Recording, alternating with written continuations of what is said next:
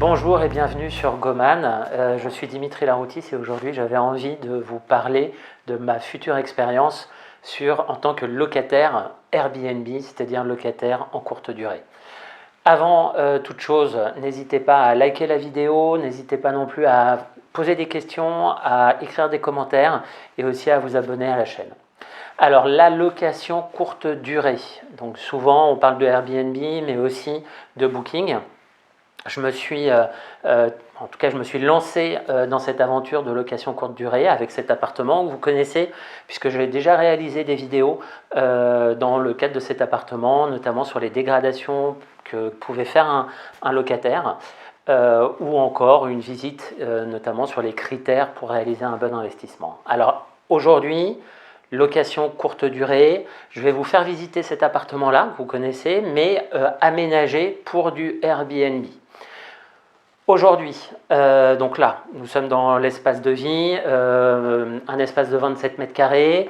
Il y a un coin chambre ici, aménagé avec serviettes de toilette, un peu cocooning. J'ai utilisé aussi des couleurs un peu chaudes pour que les personnes soient agréablement impressionnées, ou en tout cas soit comme chez elles. Ensuite, ici, vous avez la partie salle à manger, vous avez la partie également salon. Comme vous pouvez le constater, j'ai essayé d'utiliser des meubles un peu design, un peu colorés également, pour marquer les esprits. Au mur, vous avez des peintures qui vous permettent, en tout cas qui permettent de mettre en avant le côté contemporain et qui interpellent face à l'immeuble et face aux moulures, notamment qui datent de 1830. Donc voilà, l'objectif, encore une fois, c'est que les personnes que j'accueille se sentent comme chez elles. Donc il faut prévoir tous les éléments pour qu'elles puissent soit faire un séjour de courte durée d'une journée ou de 2 journées, soit un séjour plus long de plusieurs jours, voire de plusieurs semaines. Donc voilà, vous voyez, l'objectif c'est de personnaliser, de marquer en tout cas, de donner envie, notamment à travers les photos, aux personnes qui vont regarder sur les plateformes de location de courte durée. Maintenant, je vous dis à tout de suite, rendez-vous dans la cuisine. Donc ça y est, nous sommes dans la cuisine.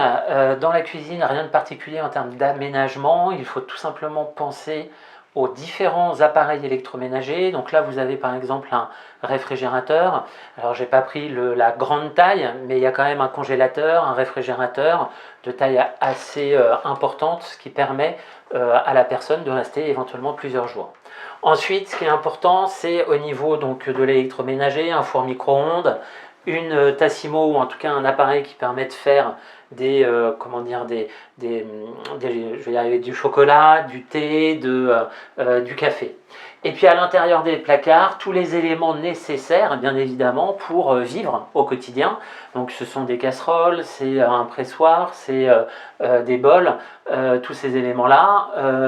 Également, pour les personnes qui sont là plusieurs jours, eh bien, tout le nécessaire pour faire de la cuisine, c'est-à-dire de l'huile, des épices.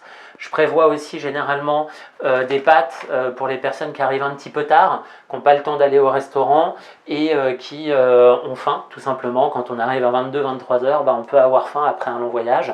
Donc n'hésitez pas à mettre quelques éléments qui permettent à la personne que l'on accueille de se sentir bien. Ensuite, bien évidemment, tout ce qui est verre, bol, tasse, tous ces éléments-là qui sont importants, avec des couleurs, encore une fois, pour donner envie au niveau des photos. Ça, c'est un élément essentiel, que ce soit sur Booking, sur Airbnb ou sur d'autres plateformes. Il est important de faire des vidéos, pas des vidéos, mais plutôt des photos de qualité, parce que c'est ça qui donne envie à l'individu, à la personne de réserver chez vous. J'ai pensé également, donc là en bas, bien évidemment, il y a tout le nécessaire, tout ce qui est assiette. J'ai aussi pensé ici à mettre une machine à laver ça peut toujours servir. Alors pour les personnes qui restent un jour, 2 jours, pas vraiment, mais pour les personnes qui, là j'ai une réservation pour 2 semaines, bah, ça peut intéresser la personne d'avoir une machine à laver dans l'appartement, c'est plus facile pour elle. Ici, quelques éléments aussi, bah voilà, hein, un fer à repasser, j'ai aussi une table à repasser, quelques éléments de la lessive, hein, tout simplement pour que les personnes aient tout à disposition et que au final ils soient contents de leur séjour dans l'appartement. L'objectif c'est d'avoir des avis positifs et d'avoir tout simplement un bon retour sur les plateformes. Donc visite de la cuisine finie, je vous donne rendez-vous tout de suite dans la salle de douche, à tout de suite. Donc ça y est, nous sommes dans la salle de douche. Vous voyez que dès le début, eh bien, j'ai voulu mettre en fait un porte-serviette chauffant qui remplace le radiateur qui était un petit peu vieillot. J'ai essayé de mettre aussi des touches de modernité dans la salle de douche, tel que ce miroir qui est éclairé, rétro-éclairé, pour donner un petit coup de modernité et pour faire des photos aussi un petit peu sympathiques.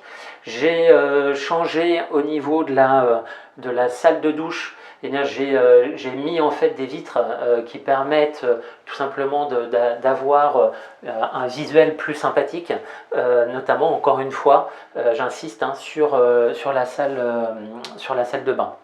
Maintenant, ce qui est important aussi en tant que bailleur en courte durée, c'est de prévoir le ménage. Et donc il faut dans tous les cas prévoir un espace pour la femme de ménage. Donc là vous pouvez constater que dans cette salle de douche il y a une armoire où à l'intérieur il y a tous les éléments nécessaires pour changer le linge, pour faire le sol, pour faire les WC, pour nettoyer l'appartement, faire les poussières, un aspirateur, tous ces éléments-là. Donc ces éléments-là, cet espace-là dédié à la femme de ménage est un élément important, notamment sur un plan organisationnel. Alors, je vous donne rendez-vous dans la salle pour finir la vidéo, mais entre-temps, vous allez voir, il y a un petit diaporama de photos que j'ai prises au niveau de cet appartement. Donc, je vous dis à tout de suite dans le salon.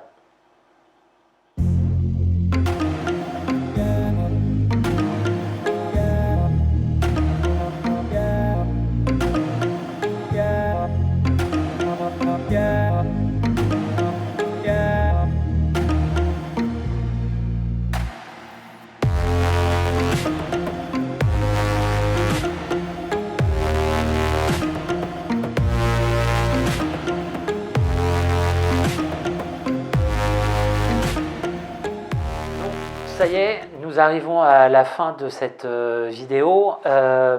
Si vous avez bien compris, si vous avez bien suivi l'ensemble de la vidéo, il est nécessaire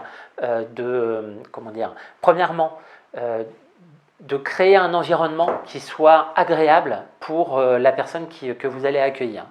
N'hésitez pas à personnaliser, à acheter de la décoration un petit peu sympathique. Moi au début, j'avais pas obligatoirement envie de mettre des tableaux au mur.